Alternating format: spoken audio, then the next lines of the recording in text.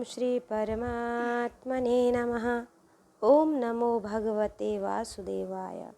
श्रीमद्भागवत महापुराणम चतुर्थ स्कंध अथ प्रथमोध्याय।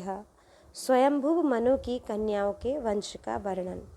श्री मैत्रेय जी कहते हैं कि मनोस्तु शतरूपायाम तिस्त्र कन्याश्च जग्गिरे आकुतिर्देवहूतिश्च प्रसूतिरिति विश्रुतः। विदुर जी, स्वयंभुव मनु के महारानी शतरूपा से प्रियव्रत और उत्तानपाद इन दो पुत्रों के सिवा 3 कन्या भी हुई थी। वे आकुति, देवहूति और प्रसूति नाम से विख्यात थीं। आकुति का यद्यपि उसके भाई थे तो भी महारानी शतरूपा की अनुमति से उन्होंने रुचि प्रजाति के साथ पुत्री का धर्म के अनुसार विवाह किया। पुत्री का धर्म के अनुसार किए जाने वाले विवाह में यह शर्त होती है कि कन्या के जो पहला पुत्र होगा उसे कन्या के पिता ले लेंगे।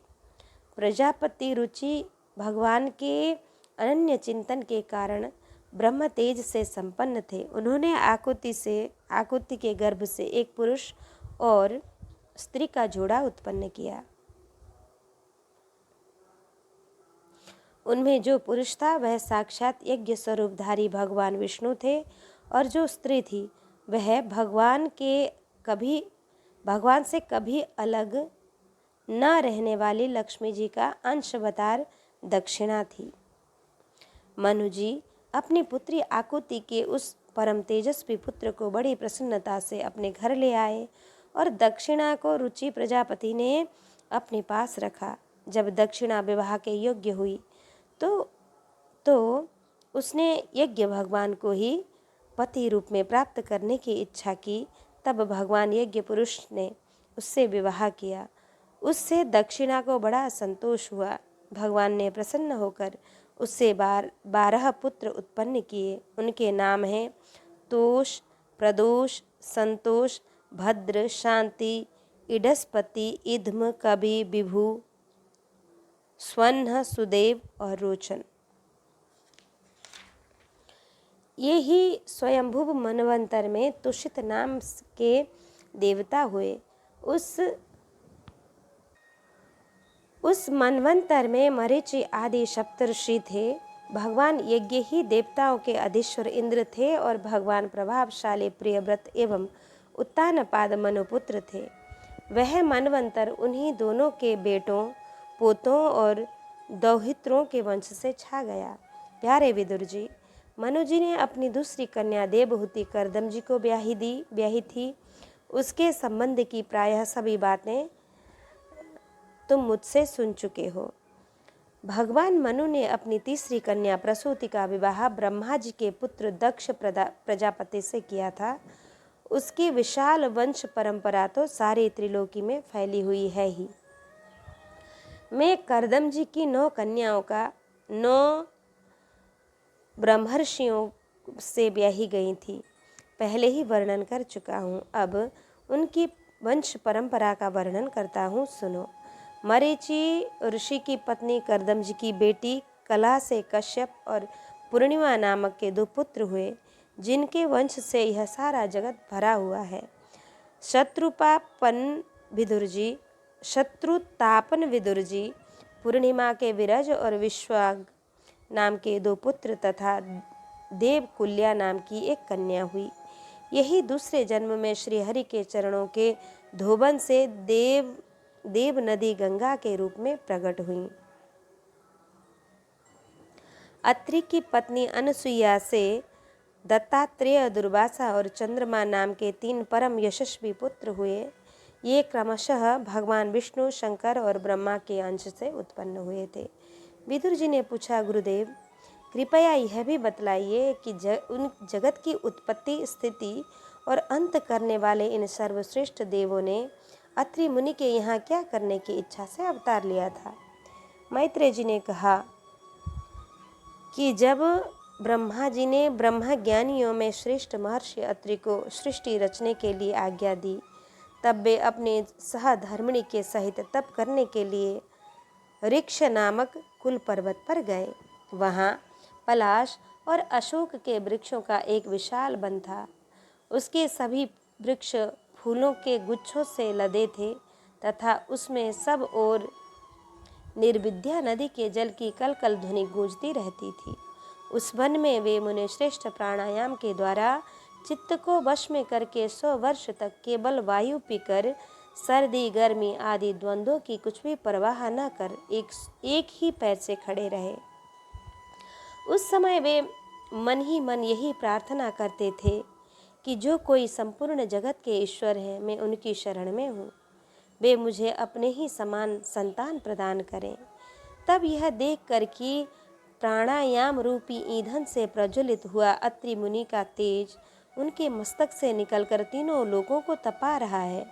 ब्रह्मा, विष्णु और महादेव तीनों जगतपति उनके आश्रम पर आए। उस समय अप्सरा, मुनि, गंधर्व, सिद्ध, विद्याधर और नाग उनका सुयश गाने लगे। उन तीनों का एक ही साथ प्रादुर्भाव होने से अत्रि मुनि का अंतःकरण प्रकाशित हो उठा।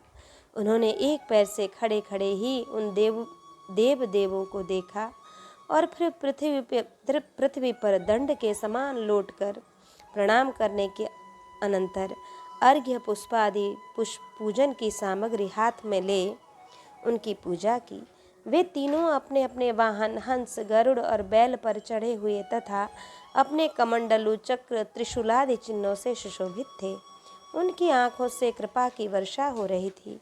उनके मुख पर मंद हास्य रेखा थी जिससे उनकी प्रसन्नता झलक रही थी। उनके तेज से चौधिया कर मुनिवर ने अपनी आंखें मूंद ली।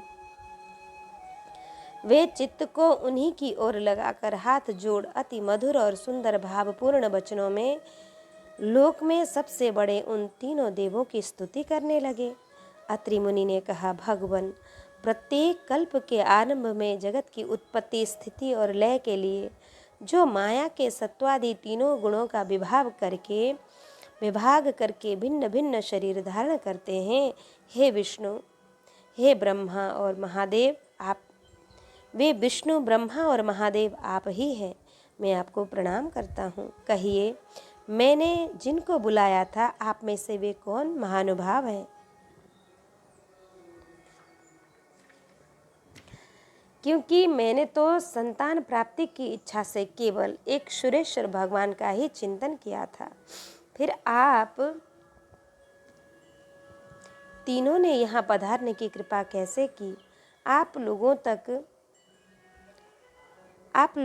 लोगों तक तो देहधारियों के मन की भी गति नहीं है, इसलिए मुझे बड़ा आश्चर्य हो रहा है।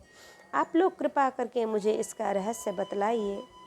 मैत्रेय जी कहते हैं, इति तस्य वचः श्रुत्वा त्रयस्ते विबुधर्षभा प्रत्याहुश्लक्षणायावाच प्रहस्य तम ऋषिं प्रभो। समर्थ विदुर जी, अत्रि मुनि के वचन सुनकर वे तीनों देव हंसे और उनसे सुमधुर वाणी में कहने लगे। देवताओं ने कहा, ब्राह्मण, तुम सत्य संकल्प हो, अतः तुमने जैसा संकल्प किया था वही होना चाहिए।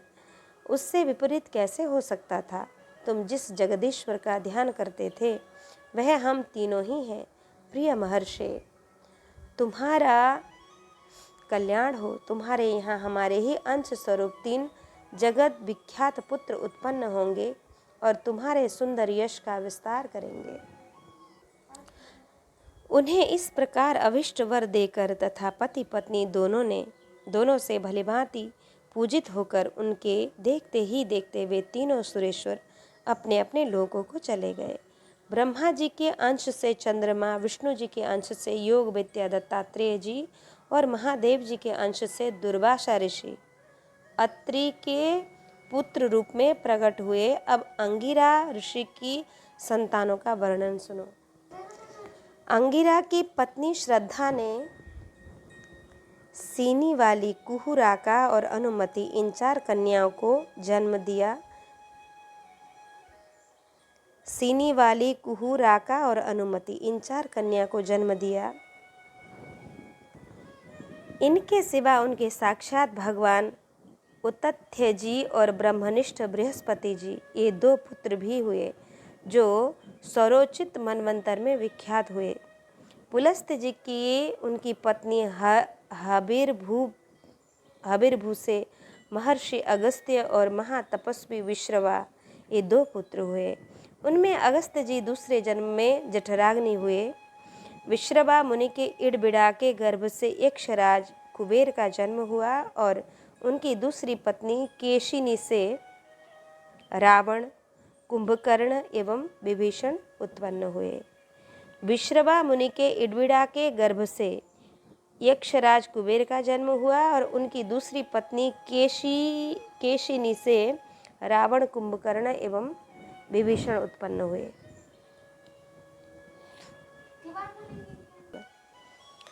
महामते महर्षि पुलह की स्त्री परम साध्वी गति से कर्मश्रेष्ठ वरियान और सहिष्णु, ये 3 पुत्र उत्पन्न हुए।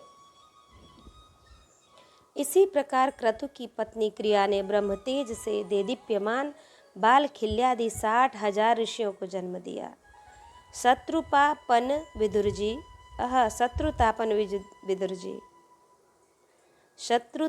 विदुर जी वशिष्ठ जी की पत्नी ऊर्जा, अरुंधति से चित्रकेतु आदि 7 विशुद्ध चित्र ब्रह्मर्षियों का जन्म हुआ।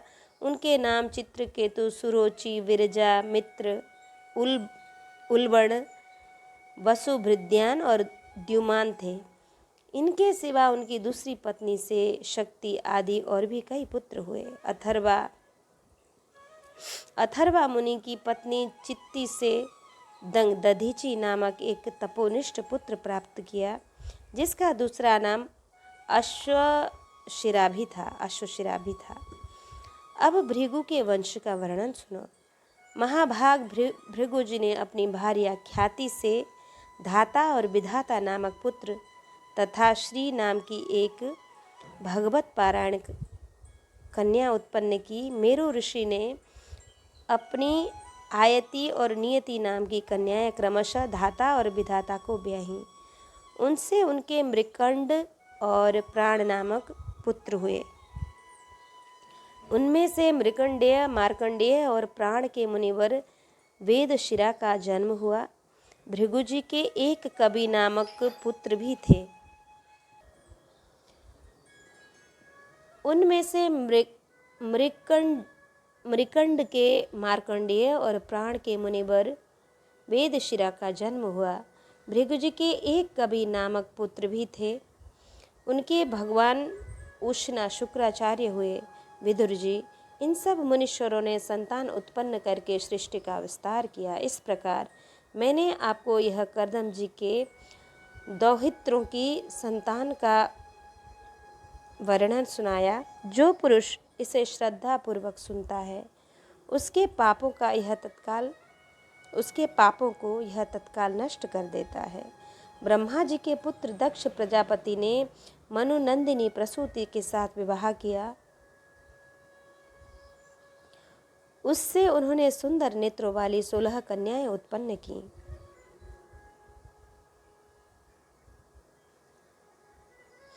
भगवान दक्ष ने उनमें से 13 धर्म को, एक अग्नि को, एक समस्त पितृगण को और एक संसार का संहार करने वाले तथा जन्म मृत्यु से छुड़ाने वाले भगवान शंकर को दी। श्रद्धा, मैत्री, दया, शांति, तुष्टि, पुष्टि, क्रिया, उन्नति, बुद्धि, मेधा, तितिक्षा, ह्री और मूर्ति, ये धर्म की पत्नियां हैं। श्रद्धा, मैत्री, दया, शांति, तुष्टि, पुष्टि, क्रिया, उन्नति, बुद्धि, मेधा, तितिक्षा, ह्री और मूर्ति, ये धर्म की पत्नियां हैं। इनमें से श्रद्धा ने शुभ, मैत्री ने प्रसाद, दया ने अभय, शांति ने सुख, तुष्टि ने मोद और पुष्टि ने अहंकार को जन्म दिया। क्रिया ने योग, उन्नति ने दर्प, बुद्धि ने अर्थ, मेधा ने स्मृति, तितिक्षा ने क्षेम और ह्री लज्जा ने प्रश्रय विनय नामक पुत्र उत्पन्न किया। समस्त गुणों की खान मूर्ति देवी ने नर नारायण ऋषियों को जन्म दिया। इनका जन्म होने पर इस संपूर्ण विश्व ने आनंदित होकर प्रसन्नता प्रकट की। उस समय लोगों के मन, दिशाएं, वायु, नदी और पर्वत सभी में प्रसन्नता छा गई। आकाश में मांगलिक बाजे बजने लगे, देवता लोग फूलों की वर्षा करने लगे, मुनि प्रसन्न होकर स्तुति करने लगे, गंधर्व और किन्नर गाने लगे, अप्सराएं नाचने लगी। इस प्रकार उस समय बड़ा ही आनंद मंगल हुआ तथा ब्रह्मादि समस्त देवता स्तोत्रों द्वारा भगवान की स्तुति करने लगे। देवताओं ने कहा, जिस प्रकार आकाश में तरह तरह के रूपों की कल्पना कर ली जाती है, उसी प्रकार जिन्होंने अपनी माया के द्वारा अपने ही स्वरूप के अंदर इस संसार की रचना की है और अपने उस स्वरूप को प्रकाशित करने के लिए इस समय इस ऋषि विग्रह के साथ धर्म के घर में अपने आप को प्रकट किया है, उन परम पुरुष को हमारा नमस्कार है। जिनके तत्व का शास्त्र के आधार पर हम लोग केवल अनुमान ही करते हैं, प्रत्यक्ष नहीं कर पाते, उन्हीं भगवान ने देवताओं को संसार की मर्यादा में किसी प्रकार की गड़बड़ी न हो इसलिए सत्व गुण से उत्पन्न किया है। अब वे अपने करुणामय नेत्रों से जो समस्त शोभा और सौंदर्य के निवास स्थान निर्मल दिव्य कमल को भी नीचा दिखाने वाले हैं, हमारी ओर निहारें। प्यारे विदुर जी, प्रभु का साक्षात दर्शन पाकर देवताओं ने उनकी इस प्रकार स्तुति और पूजा की। तदंतर भगवान नर नारायण दोनों गंध मादन पर्वत पर चले गए। भगवान श्री हरि के अंशभूत वे नर नारायण ही इस समय पृथ्वी का भार उतारने के लिए यदुकुल भूषण श्री कृष्ण और उन्हीं के सरीखे श्याम वर्ण कुरुकुल तिलक अर्जुन के रूप में अवतीर्ण हुए।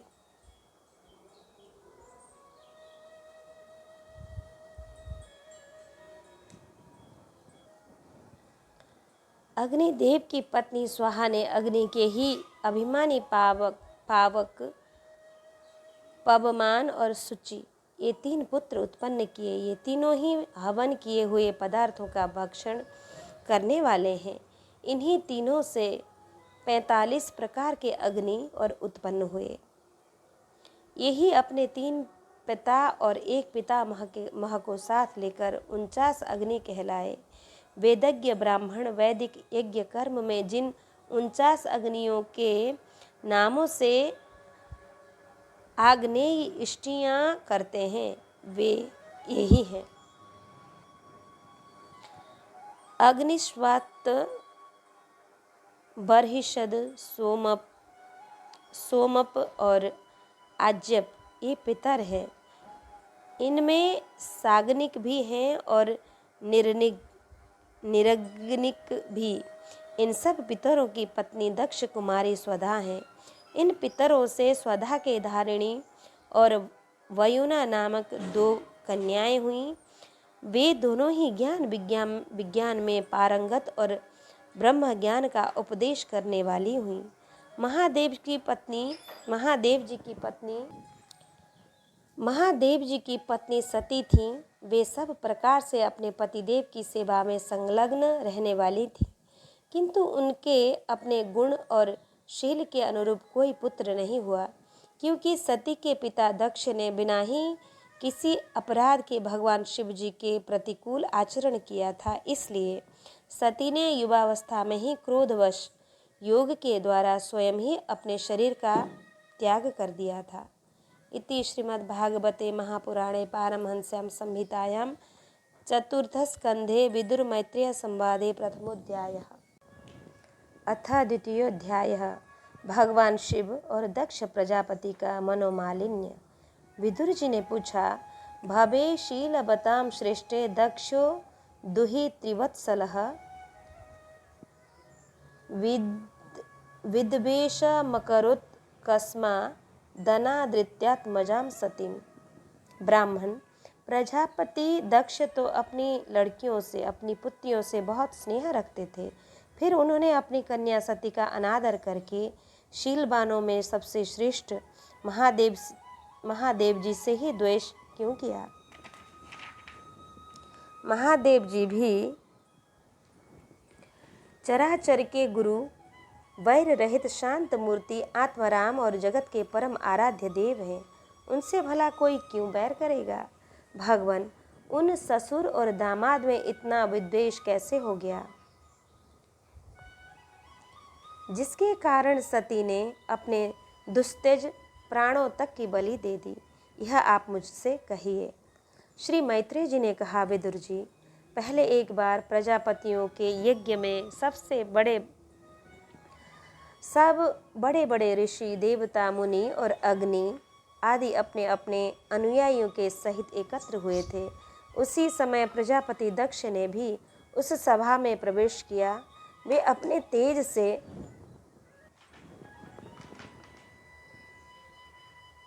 सूर्य के समान प्रकाशमान थे और उस विशाल सभा भवन का अंधकार दूर किए देते थे। उन्हें आया देख ब्रह्मा जी और महादेव जी के अतिरिक्त अग्नि पर्यंत सभी सभासद उनके तेज से प्रभावित होकर अपने अपने आसनों से उठकर खड़े हो गए। इस प्रकार समस्त सभासदों में भली भांति सम्मान प्राप्त करके तेजस्वी दक्ष जगत पिता ब्रह्मा जी को प्रणाम कर उनकी आज्ञा से अपने आसन पर बैठ गए। परंतु महादेव जी को पहले से ही बैठा देख तथा उनसे अभ्युत्थानादि के रूप में कुछ भी आदर न पाकर दक्ष उनका यह व्यवहार सहन न कर सके। उन्होंने उनकी ओर टेढ़ी नज़र से इस प्रकार देखा मानो उन्हें वे क्रोधाग्नि से जला डालेंगे। फिर कहने लगे, देवता और अग्नियों के सहित समस्त ब्रह्मर्षिगण मेरी बात सुने। मैं ना समझी या द्वेष बस नहीं कहता, बल्कि शिष्टाचार की बात कहता हूँ। यह निर्लज्ज महादेव समस्त लोकपालों की पवित्र कीर्ति को धूल में मिला रहा है। देखिए, इस घमंडी ने सत्पुरुषों के आचरण को लांछित एवं मटियामेट कर दिया है। बंदर के से नेत्र वाले इसने सत्पुरुषों के समान मेरी सावित्री सरीखी मृगनयनी पवित्र कन्या का अग्नि और ब्राह्मणों के सामने पाणी ग्रहण किया था, इसलिए यह एक प्रकार मेरे पुत्र के समान हो गया। उचित तो यह था कि यह उठकर मेरा स्वागत करता, मुझे प्रणाम करता, परंतु इसने वाणी से भी मेरा सत्कार नहीं किया। हाय, जिस प्रकार शूद्र को कोई वेद पढ़ा दे, उसी प्रकार मैंने इच्छा न होते हुए भी भावीवश इसको अपनी सुकुमारी कन्या दे दी। इसने सत्कर्म का लोप कर दिया। यह सदा अपवित्र रहता है, बड़ा घमंडी है और धर्म की मर्यादा को तोड़ रहा है। प्रेतों के निवास स्थान भयंकर स्मशानों में भूत प्रेतों को साथ लिए घूमता है। पूरे पागल की तरह सिर के बाल बिखरे नंग धड़ंग भटकता है, कभी हंसता है तो कभी रोता है। यह सारे शरीर पर चिता की अपवित्र भस्म लपेटे रहते हैं। गले में भूतों के पहनने योग्य नर मुंडों की माला और सारे शरीर में हड्डियों के गहने रहता है। यह बस नाम भर का ही शिव है, वास्तव में है पूरा अशिव, अमंगल रूप। जैसे यह स्वयं मतवाला है, वैसे ही इसे मतवाले ही प्यारे लगते हैं। भूत प्रेत प्रमथ आदि निरे तमोगुणी स्वभाव वाले जीवों का यह नेता है। अरे, मैंने केवल ब्रह्मा जी के बहकावे में आकर ऐसे भूतों के सरदार, आचारहीन और दुष्ट स्वभाव वाले को अपनी भोली भाली बेटी ब्याह दी। श्री मैत्रेय जी कहते हैं, विदुर जी, दक्ष ने इस प्रकार महादेव जी को बहुत कुछ बुरा भला कहा, तथापि उन्होंने इसका कोई प्रतिकार नहीं किया। वे पूर्ववत निश्चल भाव से बैठे रहे।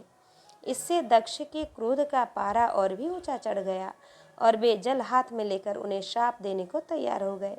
दक्ष ने कहा, यह महादेव देवताओं में बड़ा ही अधम है।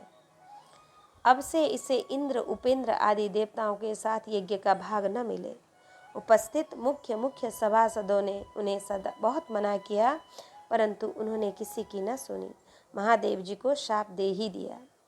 फिर वे अत्यंत क्रोधित हो उस सभा से निकलकर अपने घर चले गए। जब श्री शंकर जी के अनुयायी ने अग्रगण्य नंदीश्वर को मालूम हुआ कि दक्ष ने शाप दिया है, तो वे क्रोध से तमतमा उठे और उन्होंने दक्ष तथा उन ब्राह्मणों को, जिन्होंने दक्ष के दुर्वचनों का अनुमोदन किया था, बड़ा भयंकर शाप दिया।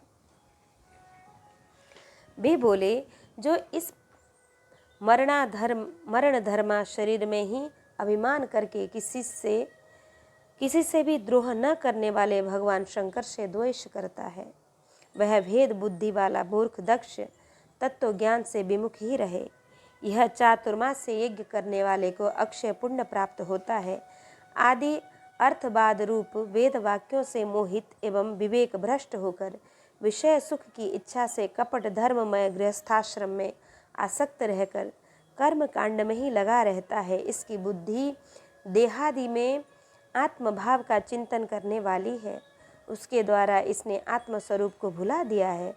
यह साक्षात पशु के समान है, अतः अत्यंत स्त्री लंपट हो और शीघ्र ही इसका मुंह बकरे का हो जाए। यह मूर्ख कर्ममयी अविद्या को ही विद्या समझता है, इसलिए यह और जो लोग भगवान शंकर का अपमान करने वाले इस दुष्ट के पीछे पीछे चलने वाले हैं, वे सभी जन्म मरण रूप संसार चक्र में ही पड़े रहें। वेद वाणी रूप लता फल श्रुति रूप पुष्पों से सुशोभित है, उसके कर्म फल रूप मन मोहक गंध से इसके चित्त क्षुब्ध हो रहे हैं। इससे ये शंकर द्रोही कर्मों के जाल में ही फंसा रहे। ये ब्राह्मण लोग भक्ष्य के विचार को छोड़कर केवल पेट पालने के लिए ही विद्या तप और व्रतादि का आश्रय लें तथा धन शरीर और इंद्रियों के सुख को ही सुख मानकर उन्हीं के गुलाम बनकर दुनिया में भीख मांगते भटका करें। नंदीश्वर के मुख से इस प्रकार ब्राह्मण कुल के लिए शाप सुनकर उसके बदले में भृगुजी ने यह दुस्तर शाप रूप ब्रह्मदंड दिया। जो लोग शिव भक्त हैं तथा जो उन भक्तों के अनुयायी हैं, वे सत्य शास्त्रों के विरुद्ध आचरण करने वाले और पाखंडी हों। जो लोग शौचाचार विहीन मंद बुद्धि तथा जटा राख और हड्डियों को धारण करने वाले हैं, वे ही शैव संप्रदाय में दीक्षित हों, जिसमें सुरा और आसब ही देवताओं के समान आदरणीय है। अरे तुम लोग जो धर्म मर्यादा के संस्थापक एवं वर्णाश्रमियों के रक्षक वेद और ब्राह्मणों की निंदा करते हो, इससे मालूम होता है तुमने पाखंड का आश्रय ले रखा है। यह वेद मार्ग ही लोगों के लिए कल्याणकारी और सनातन मार्ग है। पूर्व पुरुष इसी पर चलते आए हैं और इसके मूल साक्षात श्री विष्णु भगवान हैं। तुम लोग सत्पुरुषों के परम पवित्र और सनातन मार्ग स्वरूप वेद की निंदा करते हो, इसलिए उस पाखंड मार्ग में जाओ जिसमें भूतों के सरदार तुम्हारे इष्ट देव निवास करते हैं। मैत्रेय जी कहते हैं, विदुर जी, भृगु ऋषि के इस प्रकार शाप देने पर भगवान शंकर कुछ खिन्न से हो वहाँ से अपने अनुयायियों के सहित चल दिए। वहाँ प्रजापति लोग जो यज्ञ कर रहे थे, उसमें पुरुषोत्तम श्री हरि उपास्य देव थे और वह यज्ञ 1000 वर्ष में समाप्त होने वाला था। उसे समाप्त कर उन प्रजापतियों ने श्री गंगा यमुना के संगम में यज्ञांत स्नान किया और फिर प्रसन्न मन से वे अपने अपने स्थानों को चले गए। इति श्रीमद्भागवते महापुराणे पारमहंस्यां संहितायां चतुर्थस्कंधे दक्षशापो नाम द्वितीयोऽध्यायः। अथ तृतीयोऽध्यायः। सती का पिता के यहाँ यज्ञोत्सव में जाने के लिए आग्रह करना। मैत्रेय उवाच। मैत्रेय जी कहते हैं, सदा विदविषतोरेवं कालो वै गृह्यमाणयो जामातुः शशुरस्यापि सुमहानातिचक्रमे। विदुर जी, इस प्रकार उन ससुर और दामाद को आपस में बैर विरोध रखते हुए बहुत अधिक समय निकल गया। इसी समय ब्रह्मा जी ने दक्ष को समस्त प्रजापतियों का अधिपति बना दिया। उससे उसका गर्व और भी बढ़ गया। उसने भगवान शंकर आदि ब्रह्मनिष्ठों को यज्ञ भाग न देकर उनका तिरस्कार करते हुए पहले तो वाजपेय यज्ञ किया और फिर बृहस्पति सब नामक एक महायज्ञ आरंभ किया। उस यज्ञोत्सव में सभी महर्षि, देवर्षि, पितर, देवता आदि अपनी अपनी पत्नियों के साथ पधारे। उन सब ने मिलकर वहाँ मांगलिक कार्य संपन्न किए और दक्ष के द्वारा उन सब का स्वागत सत्कार किया। उस समय आकाश मार्ग से जाते हुए देवता आपस में उस यज्ञ की चर्चा करते जाते थे। उनके मुख से दक्ष कुमारी सती ने अपने पिता के घर होने वाले यज्ञ की बात सुन ली। उन्होंने देखा कि हमारे निवास स्थान कैलाश के पास से होकर सब ओर से चंचल नेत्रों वाली गंधर्व और यक्षों की स्त्रियां चमकीले कुंडल और हार पहने खूब सज धज कर अपने अपने पतियों के साथ विमानों पर बैठी उस यज्ञोत्सव में जा रहे हैं।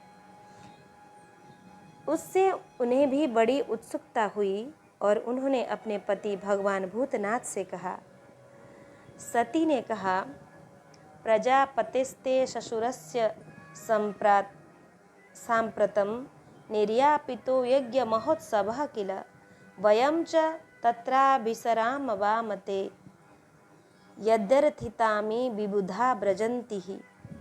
वामदेव, सुना है इस समय आपके ससुर दक्ष प्रजापति के यहाँ बड़ा भारी यज्ञ उत्सव हो रहा है। देखिए, ये सब देवता वहीं जा रहे हैं। यदि आपकी इच्छा हो तो हम भी चलें। इस समय अपने आत्मीयों से मिलने के लिए मेरी बहनें भी अपने अपने पतियों सहित वहाँ अवश्य आएंगी। मैं भी चाहती हूँ कि आपके साथ वहाँ जाकर माता पिता के दिए हुए गहने, कपड़े आदि उपहार स्वीकार करूं। वहाँ अपने पतियों से सम्मानित बहनों, मौसियों और स्नेहार्द हृदया जननी को देखने के लिए मेरा मन बहुत दिनों से उत्सुक है। कल्याण में उसके सिवा यह वहाँ महर्षियों का रचा हुआ श्रेष्ठ यज्ञ भी देखने को मिलेगा। अजन्मा प्रभु, आप जगत की उत्पत्ति के हेतु हैं।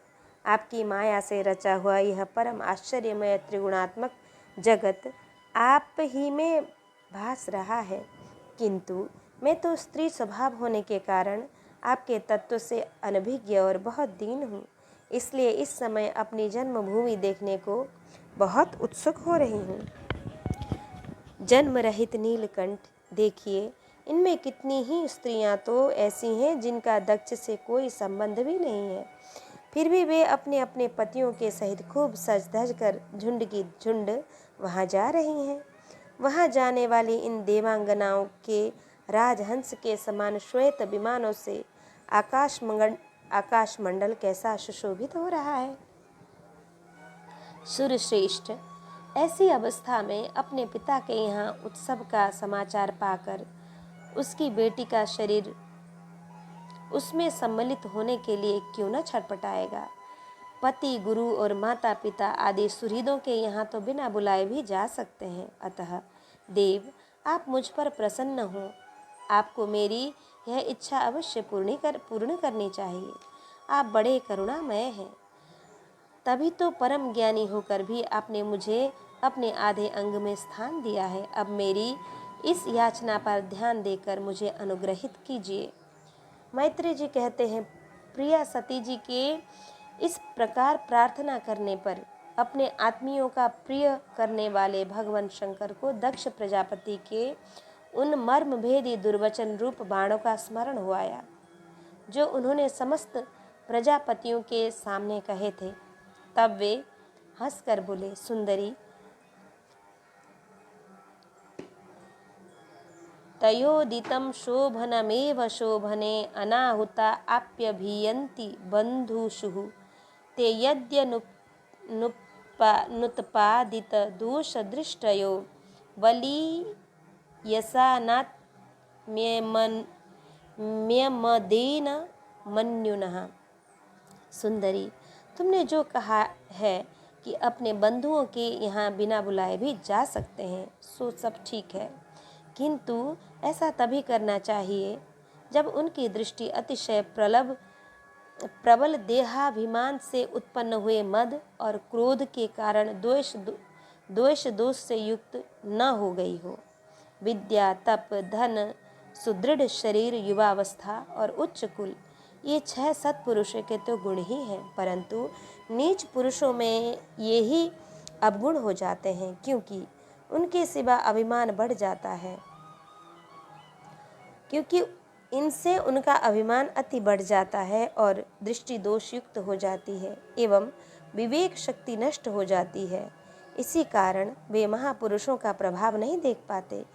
इसी से जो अपने यहाँ आए हुए पुरुषों को कुटिल बुद्धि से भों चढ़ाकर रोष भरी दृष्टि से देखते हैं, उन अव्यवस्थित चित्त लोगों के यहाँ ये हमारे बांधव हैं ऐसा समझकर कभी नहीं जाना चाहिए। देवी शत्रुओं के बाणों से बिंध जाने पर भी ऐसी व्यथा नहीं होती जैसे अपने कुटिल बुद्धि स्वजनों के कुटिल वचनों से होती है, क्योंकि बाणों से शरीर छिन्न भिन्न हो जाने पर तो जैसे तैसे निद्रा आ जाती है, किंतु कुवाक्यों से मर्म स्थान बिंद जाने पर मनुष्य हृदय की पीड़ा से दिन रात बेचैन रहता है। सुंदरी, अवश्य ही मैं यह जानता हूँ कि तुम परमोन्नति को प्राप्त हुए दक्ष प्रजापति को अपनी कन्याओं में से सबसे अधिक प्रिय हो।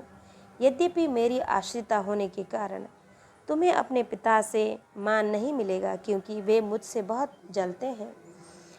जीव की चित्त वृत्ति के साक्षी अहंकार शून्य महापुरुषों की समृद्धि को देखकर जिसके हृदय में संताप और इंद्रियों में व्यथा होती है, वह पुरुष उनके पद को तो सुगमता से प्राप्त कर नहीं सकता, बस दैत्यगण जैसे श्री हरि से द्वेष मानते हैं वैसे ही उनसे कुढ़ता रहता है। सुमध्य में तुम कह सकती हो कि आपने प्रजापतियों की सभा में उनका आदर क्यों नहीं किया। सो ये सम्मुख जाना, नम्रता दिखाना, प्रणाम करना आदि क्रियाएं जो लोक व्यवहार में परस्पर की जाती हैं, तत्वज्ञानियों के द्वारा बहुत अच्छे ढंग से की जाती हैं। वे अंतर्यामी रूप से सबके अंतःकरण में स्थित परम पुरुष वासुदेव को ही प्रणामादि करते हैं, देहाभिमानी पुरुष को नहीं करते। विशुद्ध अंतःकरण का नाम ही वसुदेव है, क्योंकि उसी से भगवान वासुदेव का अपरोक्ष अनुभव होता है। उस शुद्ध चित्त में स्थित इंद्रियातीत भगवान वासुदेव को ही मैं नमस्कार किया करता हूँ। इसलिए प्रिय, जिसने प्रजापतियों के यज्ञ में मेरे द्वारा कोई अपराध न होने पर भी मेरा कटु वाक्यों से तिरस्कार किया था, वह दक्ष यद्यपि तुम्हारे शरीर को उत्पन्न करने वाला पिता है, तो भी मेरा शत्रु होने के कारण तुम्हें उसे अथवा उसके अनुयायियों को देखने का विचार भी नहीं करना चाहिए। यदि तुम मेरी बात न मानकर वहाँ जाओगी तो तुम्हारे लिए अच्छा न होगा, क्योंकि जब किसी प्रतिष्ठित व्यक्ति का अपने आत्मीय जनों के द्वारा अपमान होता है, तब वह तत्काल उनकी मृत्यु का कारण हो जाता है। इति श्रीमद्भागवते महापुराणे पारमहंस्यां संहितायां चतुर्थस्कन्धे उमारुद्र संवादे तृतीयोऽध्याय। कृष्णाय वासुदेवाय हरये परमात्मने प्रणतक्लेशनाशाय गोविन्दाय नमो नमः।